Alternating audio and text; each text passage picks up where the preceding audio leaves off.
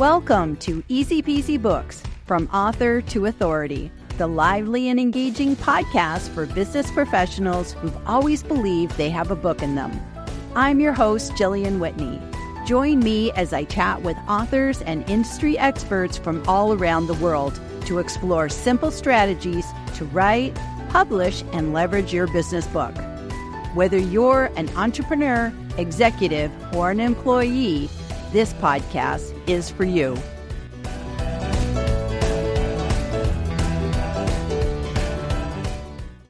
Woo-hoo-hoo! And we're live once again on another Tuesday, and I have G in the house. So we got G-Force going on today. Woo-hoo-hoo! And before we get started, G, why don't you go ahead and tell people who you are and what you do, and then I'll flip up the banner and tell people what we're talking about today. Hello, everyone. I'm Gehan, Haridy-Ardanowski, or G for short. I actually do a few different things, fractional HR consulting and also guiding HR professionals and their brands to sensational, basically, taking it to demystify the process of putting yourselves out there and, just working on a few different things right now. So I'm really excited. Me too. So we are talking about today, our talk is From Stage to Page, how a 5-minute Disrupt HR talk sparked a book. And this is so exciting because I'm hoping that people will be excited here because so many of us have given presentations. And it doesn't matter if you gave it on the stage or you gave it on the virtual stage. A talk is a talk. And so what we are talking about is how you've created that content, you went out, you delivered some sort of presentation, and then how that can be repurposed into a book. Wow, that's exciting. So G, before we go any further, please tell us the story of how the talk inspired the book in the first place. It's a really long, amazing story. So let me be as concise as I can with this. It all started from an idea that I had for a Disrupt HR talk from a show that I had seen, July of 2022 that resonated with me about HR professionals being called Satan, evil, all of that. So about a year and a half later, when I went to apply for Disrupt HR talk, I decided to take some of those thoughts that had been, again, spinning in my mind for quite a while, because those are the things you hear about, the HR's evil and terrible, and trying to figure out a way to dispel some of those stodgy, dodgy, evil myths. And I wanted to do a talk about it. So I pitched an idea for a talk for Disrupt HR Tucson that took place this past April. And I was accepted for it. I delivered the talk. And for those who aren't familiar, Disrupt HR, think TEDx on steroids. So basically, it's a series of 5-minute Ignite-style talks. So again, taking your big ideas, doing 20 slides, auto-advancing every 15 seconds over 5-minute period, and, sharing that message with an audience, big, small, what have you. So after that talk, and I'm going to start dropping some names here because it's relevant in all of this. So did this talk in April, beginning April.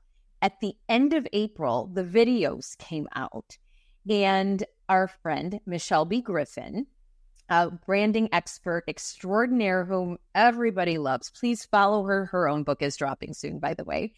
She ended up, seeing my video and kept raving about the video. And gee, you did such a great job, et cetera, et cetera. So that went on for a couple of days or so. And then she said, Gee, have you thought of writing a book on it? Or maybe you should write a book on it, and something along those lines. And it was just kind of nudging me in that direction to possibly write a book that would, take that idea, that talk, and expand upon it. And so comes the idea of the mini book. And she introduced me at the end of April to a mini book series by Chris Stanley. Said, Gee, read Chris Stanley's mini book model that is really condensing larger, daunting books into more digestible ways to write. And so she said, Gee, do this. I think it was on a Friday or so. And she said, Gee, join a book cohort that we're doing to write a book draft in May. Couple days later, and month of May, I wrote a draft. June, July, I edited and got the cover together. And then August, I published. So I literally took an idea from a Disrupt HR talk, from a topic I'd seen on air a couple of years prior, to writing a book about it all this time later. And I mean, I could expand on this forever, but really it comes from a talk. I gave a talk. Someone loved the talk enough to encourage me to write about it. Thus I did.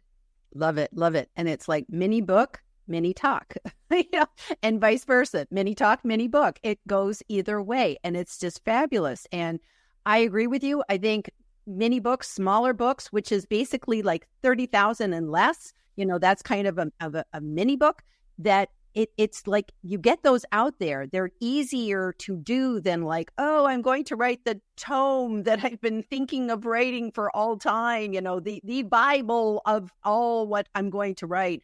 That's so hard to do. So you're better off with these small, snackable books that people can read quickly, read them in a day or two, and you're done. So that's just brilliant. So I have a couple questions for you. So yes. I want to talk about the process. So yes. So number one, you said you joined a book cohort, a writing cohort that was done by Michelle B. And that's fabulous because that talked about, that gives you ideas of other people have ideas now, that it's like a group is a good way to go. It's not the only way, but it is one way to go because you have mentorship and you have accountability and you have the support of other people. So there's lots of good stuff that happens in a group. But you have to still do the writing on your own. So, G, can you take us through, you sat down and said, okay, how do I do this now? Did you transcribe your video? Did you look at your notes? Did you go through your practice? Like, what was the mechanics of how you said, okay, I did this talk. Now, how do I turn it from sort of one-dimensional thing into another dimensional thing, which is the page? The great part about that was because I had memorized and practiced my speech, my talk, so many times in that moment when I started to think, how can I start to translate that onto paper? I did exactly that. So I went back to my notes, but I also had a lot of the feelings and the emotion and all those vibes and that energy in my mind. So it was fresh because I had just delivered the talk, a month prior, before I started, or prior to my starting to actually write the book draft. And so I had all those notes. I already had the energy, and I expanded upon it with a few other ideas that I had too. So what that was for me in my talk, I highlighted 5 bullet points. But I thought in the book, I needed more to it because I needed to give a little more context because there was it's a personal story, but I didn't dig too much into the personal story. It was more of some of the experiences, but how they related to what other people experienced too in the workplace and just the things that you hear about human resources. And I'm sure everyone out there has an HR story or two from either side of the table. So it was very easy to do. And plus I had the capacity. So I need to be very clear also. One of the things that holds people back from writing is that they don't always have the time in the day or what have you to commit to it. And that is more than fair. I actually had the capacity. What I did was I made sure that I had an hour at least per day for 30 days to commit to the writing process. That accountability was key. And our group, and Michelle and Jen Lafine was her cohort co-host, if you will. Amazing, amazing Jen Lafine. The two of them together held our group accountable. So that helped with it. Now, we bounced ideas off of each other, but no one else helped us write our books. It was each of us doing it our own. Okay. So yeah, it was really just taking those notes. And plus also, I love to write. So this was not a challenge for me. A lot of people say they want to write a book, and there's a lot of ways you can do it if you're not a writer even, especially nowadays with technology. But for me, I love to write. So I'm very verbose, but I wrote too much and then I had to condense it. But it was a great, great exercise. That's great. That's great. So when you talked about, I love that you use the framework of your talk as the framework for the book. And then you said, okay, well, I want this to be more than 10 pages. So I'm going to put in other things as well. And I like that you brought in stories. And I read your book. I loved your book. I was one of your beta readers, actually. And I loved it from the get-go. But you brought in stories. So those stories, were they things that you had originally thought of when you were first preparing for your HR talk? the Disrupt HR talk, or did you think about them afterwards and then you thought, oh, these would be good for my book? How did the stories come in? Well, some of the scenarios I talked about in the book, I'd actually I delivered in my talk, but I did also come back to some, especially with the added content. And I knew what I wanted to talk about. So, for example, what wasn't in my original talk was a section on being knowledgeable. So again, there's 7 points in my book, but my talk only had 5. So I took a couple of others, and one of them was being knowledgeable. And a lot of that was, and also invincibility.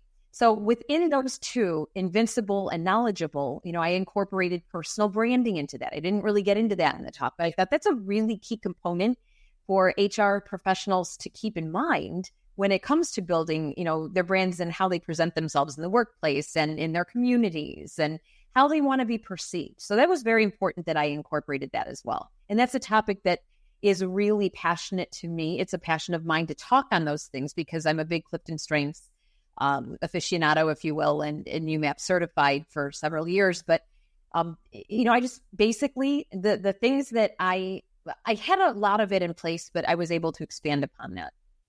Okay. That's great. That's great. So then another question that I have is you had beta readers. And first of all, actually, before we get to the beta readers, I want to just talk about audience, because who you are writing a book for is so important when we write a book. And we can't write for everybody, because if we write for everybody, we're writing for nobody. Seth Godin said that, and I love it because it's such a true quote. So you have to really zero in on your audience. But I would have to say that in your situation, you had already done that because you gave a talk to an audience. So essentially, you kind of got that audience, who is my book for, out of the way, and that it was basically anybody who was at your talk. The nice thing is, though, that what your book is about applies to everybody in the workplace. So it's like it is for HR professionals, but it's actually for anybody who manages people in the workplace in the corporate, the corporate environment. So did you think any more about the whole audience thing when you were writing the book? I did. And I will tell you, and thank you, by the way, for the beta readers part, because that's really important. So just a quick tip there, folks, when you do start to write, make sure that you have your small little team in mind of people that you're going to want to share the experience with. And that's a whole other topic. But people who are going to give you that critical feedback, but also who are going to cheer you on in the process. So just something to think about. And yes, Jillian, you and the publishing, all of it, huge gratitude for you. So some of my other beta readers included a retired sales professional and a longtime colleague. And he had read my book, and he knew me very well anyway. But he and I have also over the years given not hard, but just very direct feedback on certain things, or call each other out, but on a very, very, friendly, positive tone. And even he read the book, and with the exception of course, for example, my title being, having Satan in the title, knowing that it's not going to apply to everyone. So there you go right there, going back to the audience. He is a sales professional, retired sales professional, loved it, but also shared with me, I don't really know, how this is going to go over well. I'm okay with it. But hey, some people, I ran this by some people in my church, and, they might, have some opposition to that. I thought, well, the people in your church might not necessarily be the right audience for this book, So it's not going to appeal to everyone. What really resonated with me, though, was when people shared that they loved it. They were energized by my title and the cover. And so it wasn't as outlandish as I thought it might be. So far, so good. I love that. And I want to talk about beta readers more in a minute, because there's a couple questions, so I don't want to forget that. But I thought it would be fun to, speaking of people, go and see who has joined us today on the live, because I always love to bring in people. So let me hop over to the comments. Okay. And yay, we have Jeff Young in the audience, who I have to just read his comment. Love that G and G are back again together. Namaste. Yay, Jeff. Thank you for being here. And by the way, Jeff, thank you very much for the wonderful Amazon review you just gave me. So I just read it like 2 seconds before he came on today, and it was brilliant. And he put in a photo. So yay. Thank you, Jeff, for being here. Oh, Volta's here. Yay. So excited for this episode. Happy here to cheer on G, of course, because she is. And she was on your show recently with her new book. Her new book. It's like a club. It's like I feel like we're. And she's one of my biggest cheerleaders too. She's amazing. I know she did something very special after your book launch. So if we have time, let's talk about that too, because that I think that was so brilliant, and it pays to have an artist friend. So yay, Roy is here. Oh my goodness, good day. How did he make it? It's he's got to be still sleeping, with pajamas on and the teddy bear and the coffee cup. So anyways, Roy, we so appreciate you being here. You said you would come, and gosh darn it, you kept your word. So thank you so much for being here. You can go back to sleep now. Thank you very much for being here. Yay. We have David here with us today, G fans. So people just love G and G. They love the G course. Thank you for being here today, David. Leslie is here. Hello from New York. So yay, we have Leslie Neidig in the house today. Yay. Thank you. Another one of my Another one of your, and Yolanda, another one of the G fans. So she says, hello, everyone. I just always love people popping up on the screen with their smiling face. It's wonderful. Oh, and look, the ultimate smiling face. She's bringing sunshine from Florida with us today. Michelle B. Griffin, who we just name dropped, talking about your beautiful, inspiring G on, and then your book cohort and everything. It was amazing. So she says, hello, G and G from Pensacola, Florida. So yay, we're happy you're here with us. Eileen is here. Hey, G. So you got all sorts of fans popping up, G. It's awesome. Love Eileen. Thank you for being here. And she's so proud of you. Isn't that lovely when people say, I'm so proud of you. I'm so proud of you. That's just brilliant. Rebecca says, hello, G, my friend. Great to see you. Everybody. In Sweden. Hello. Is she in Sweden? Is she in Sweden? Yes. Wow. Wow. That is awesome. Awesome. Hello, G times 2. So that's great. I'm so blessed. Everyone has just been amazing, and seeing everyone pop in here. Yes. G and Jillian, so happy to see you both. So let me just, while we have Volta on the screen, talk about what Volta did after your book launch, because it was just so sweet. What was so sweet? Oh my goodness. Yes, because it also involves you. But it's interesting, and this might actually resonate with some people. So, when you write a book and you publish it, and you think, you have that momentary high, especially because in my case, I didn't have a marketing strategy. I didn't really have like all the next steps in mind. I just really wanted to get this done and out there and have this accomplishment. But then, kind of hit that wall a little bit afterwards. And for various reasons, I was having a low moment. One day I ended up meeting up with Volta, who's local to me here in Dallas. And I kid you not, she shows up with a gift. And it is 24 by 36, one of those giant size pictures, framed copy of my cover. And I wish basically of this, like a framed, just framed. And I kid you not, just the best surprise. And she shared with me that she gave that to me because someone, when she wrote her first book, had done that for her, and she wanted to do that for me. And so now I'm getting emotional just thinking about it. That's support from your network, people who show up for you and do these things. And as part of that, though, she shared with me that you, Jillian, had given her, because you and Devin had published my book, you had that image that she could use to give that gift to me. So this is an example. And for anyone who's listening out there and wanting to know the power of LinkedIn and really why be on here, you never know where your connections will lead, and people start to engage with each other, and they ultimately come together and they support you in the best of ways. So I wanted to share that really quick since one brought that up. So thank you, Volta, again, and Jillian too. There was an amazing. It's framed and it's on my wall. I'd fuss with the camera, but I won't. I love it. It's a great story. So Yolanda says, love the story, G. So I'm sure she's talking to the amazing story that we heard at the beginning, not just this one, although I'm sure she loves this one too that we just mentioned. But thank you. Yes, you have such a great story. It's a great story. I love that. And you know what?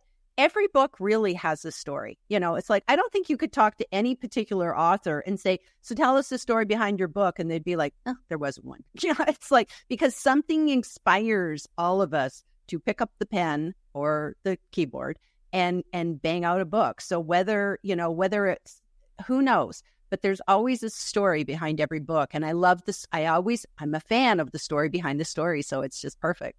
So Michelle says, this is the most inspiring story. Go check out her presentation. So good. So actually, if anybody wanted to see their presentation, if they go to your website, is there a link on the website, or where is the presentation that anybody can go see?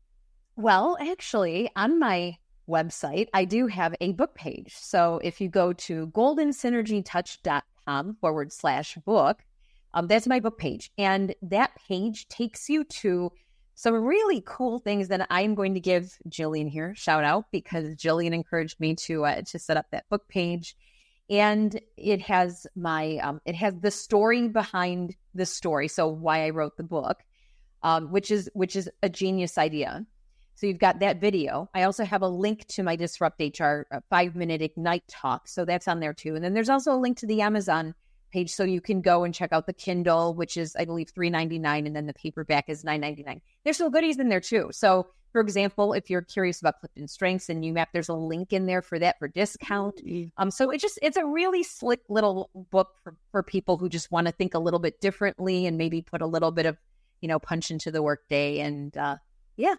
So thank you. Long answer, but yes. So that's good. Good. And it's always fun to go see the video that inspired the book. And also too, you have a really cool little, of all the people who have the book with their faces on it. And so anybody who's bought the book, go see if your face is there. If your face is not there, go send G a picture, because maybe you'll be in the next round. So I think that's always a good thing.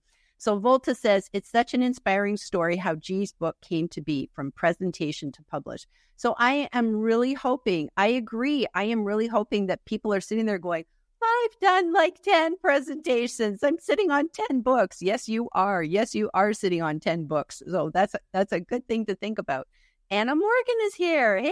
Hey. And she says, incredible story. Love it. Love it. I love it. Man, love it. I love all the support you're getting today. So Alberto says, you are so great, G. Looking forward to having you at Disrupt HR Houston in 2025. So January 23rd. Yes. Thank you, Alberto, for joining. Thank you. So I charge when you go to Houston for the Disrupt HR conference, I hope that other people are going to come up to you and say, okay, I'm doing my talk. How do I do a book, G? You're going to become a Disrupt HR book coach, because it's like you got it. You got it all down. You got it all down. So I think that would be a great thing. And look at that. Michelle says, stage to page in 4 months. And that's like, it doesn't have to take 5-10 years to write a book. I took 20. So don't be like me. It's like, really, it's like, if you have an idea, run with it, because there's no point in taking forever. It's just like, go run with it. So it has to be good quality. And G did good quality. It's not like she just slapped something together. She worked really darn hard on that. And it shows. But, it's just, I love that it could be done short. So that's good. And Volta says, digestible content is so impactful. It's so true, because it's like, would be nothing worse than having a book that's so thick and people say, well, when I break my leg, I'll read your book. Or when I go on vacation and there's no TV and no Wi-Fi, I'll read your book, and be like, it's like, I was kind of hoping you'd read it now. So, having those short books, people can read it on a plane ride, isn't that the best? That's the best compliment. Somebody takes a plane ride, takes your book. So that's good. And look at this. She says, I love snacks and snackable books. And she paints snackable stuff. So it's like, she's just amazing. And by the way, go check out her book. She just did her pocket-sized book. And we talked about that earlier. She was on the show a couple weeks back. And it's like pocket size. That's another great term, a pocket-sized book. Love that too. Yeah. So Alberto says, you are great, G. We look forward to having you next year. Oh, that came in twice. I'm not sure why. And David says, great question, Jillian. I don't know what question it was, but it was a great question. So I'm happy about that. Beta readers. Okay, good. Thank you for bringing that up, because I want to talk about the beta readers. So beta readers, not everybody's familiar with that concept. So beta readers, just the short version is, before your book actually goes to the publisher. So this is when you're still in the writing, editing stage, right? And you want other people to give you feedback before you kind of do the final. So, you went to a couple of people, and it can be a few and it can be a bunch, whatever. So how did you handle that process of like, how long did you give people? What did you instruct them to do? And what did you do with their content afterwards? Oh my goodness. I think, and please correct me, maybe about week and a half to 2 week time frame, something like I didn't give too long. And here's the thing with my book too. So my book, according to, I think, in Jillian, please correct me again, terminology, is it Quillbot, where you do some of the writing, and then it basically gives you the length of time. So I think it timed out to about, say, an hour reading. So I knew that the book wouldn't really take people very long to read. Yeah. And the feedback that I had right away from the beta readers, whom I selected, again, they were different. I had, again, my sales friend colleague, was retired. My husband, who's a retired general manager, he wanted to read it, which really surprised me. But he'd been working with HR. He obviously knows me, and he's known my various ups and downs over many years. Then I had, Anna Morgan, by the way, is in comments. She graciously did this. The person, my friend Tiffany, who was on the original show, she was one of the readers. So had a mix of people read it. They gave some feedback and some suggestions that, overall, I appreciated. I mean, no one came back and said, gee, this is terrible. I don't understand this. The chapters are wonky. They're not, like, the terminology is not flowing, or it's inconsistent here and there. It actually flowed. It was pretty fluid. So I was happy with that. And the other thing too that you touched on really quick was the editing process. So this is the other thing, because once you actually write your book, and this is where people get stuck, it's the editing, because a lot of times people want to write the book, but then they think, oh my gosh, how does the editing work? And Jillian, and by the way, this is for everyone in the audience, please follow Jillian's content if you're not already. I know some of you are tuning in today for me, but honest to God, her shows are highlighting some of these, pain points that newer authors are going through, and the concerns and the overwhelm. And recently you even did a show about the editing piece, and how does that even look like, and where to find editors, and does everybody need an editor? And I actually had my own snafu, and then I had to go back and edit myself. It just, those things take a minute, but if you keep in mind that if you just stick to your plan, it's manageable. And so, did my edits. And then once I had my feedback from the readers, and then after that, I got my cover, and then I went to publishing. Thank you, Jillian and Devin Whitney. I'm giving the shout here because they do the Kindle publishing. Devin does. And it was pretty instant from there. So that's good. That's good. And I think the beta readers, I think the good tip is not to take it personal. I think everybody, you are choosing who you want to be on your team. So, you're not going to go pick your enemies. You're going to pick people that you would trust their judgment. And, I remember I came to you and I said, these are the things that I think are awesome. And these are the things that maybe you could use just a little bit of work with, and you were like, yeah, that's good. And then you'd kind of, touched and did stuff with that. But in the end, it's your decision as the author, because you could say, well, I really wanted to not kind of go outside the line, so that's why I didn't cover that, and whatever. So I think beta readers, it's like when you go to a buffet, you put on your plate what you want at the end of the day. And probably the only thing is, if everybody tells you the same thing, you might really want to change that. Like if every one of your beta readers says, well, something was really weird in chapter 8, then you might say, better look at chapter 8. But other than that, it's, I think, up to you. And did you get comments like through word, or did you call people? Like, how did you get your feedback? How did you actually get your feedback? Well, I think you sent me some via word, memory serves. And then I had a couple of people just send me emails, and then I had a conversation with another person, and just because it was so minimal, because overall, thankfully, I didn't have to do a lot of overhauling. So yeah, overall, there wasn't much overhaul. Yay, I love that. Yay, Sorry. Yay. I love that. I love that. Yeah. So, it's one of those things where I was confident enough, in myself and the content to know I was heading in the right direction. And the beta readers are there to just keep you on track. And it's it's intended to be a positive experience. And, afterwards, my beta readers celebrated with me. And, I'm grateful to them to this day. I know Anna Morgan's in comments, and I just saw her comment come through about reading while she was in Europe. And, and someone else read while they were sitting, at their, lake house beach. And just one of those, again, digestible reads that, people saying this, and I'll quote Michelle B. Griffin for a moment.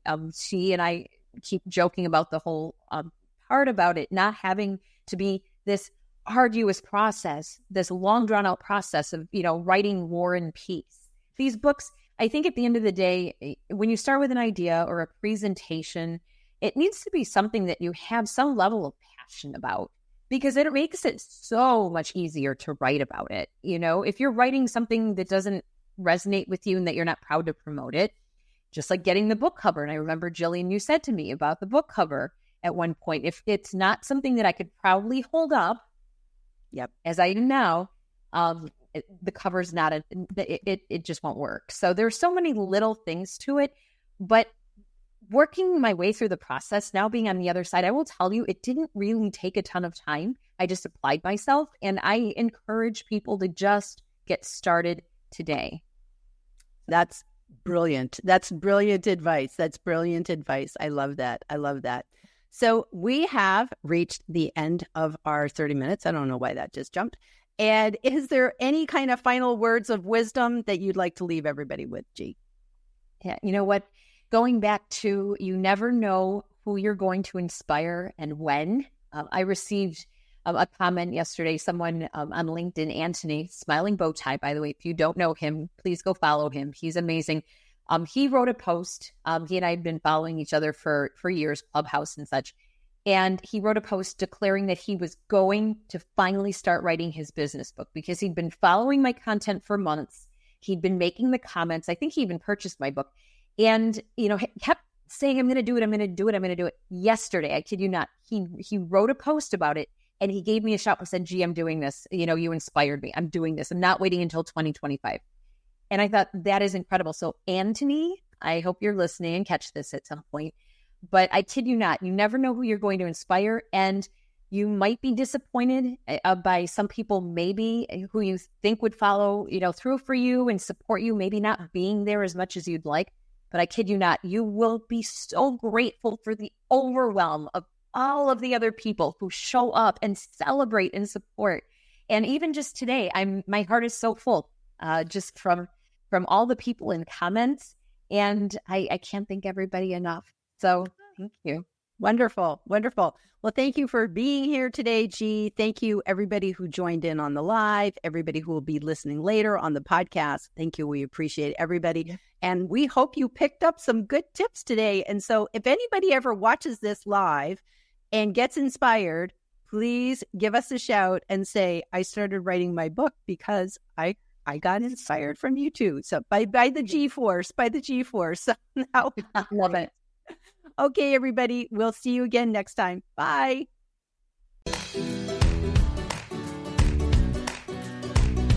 Thank you for tuning in to this edition of Easy Peasy Books, From Author to Authority. If you found value in today's episode, I'd be grateful if you could leave us a review. It helps other aspiring authors discover our podcast. To learn more about writing, publishing, and leveraging your business book, visit my website at easypeasybooks.com.